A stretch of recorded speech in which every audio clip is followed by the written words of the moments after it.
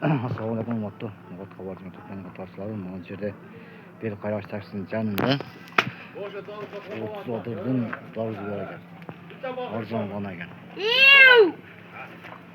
Qovunlar qanchadan? Qovun 50 dan aka. Kilosi.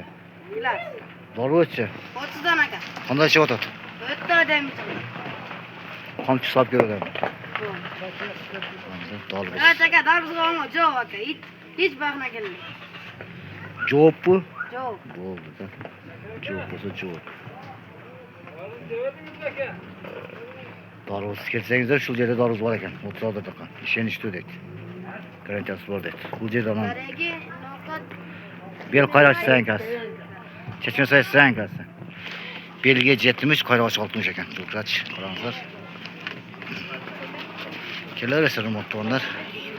Adashmay. Shu yerda bel qayroq taksiyada.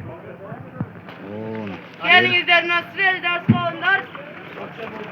Aksiya bo'lsa aksiya. Aksiya qanchadan? Aksiya bo'lsa 28. 28. Aksiya 28 ekan. Qovun 48 ekan aksiyaga. Kelaversa. Aksiya 31-avgustgacha ulanadi ekan.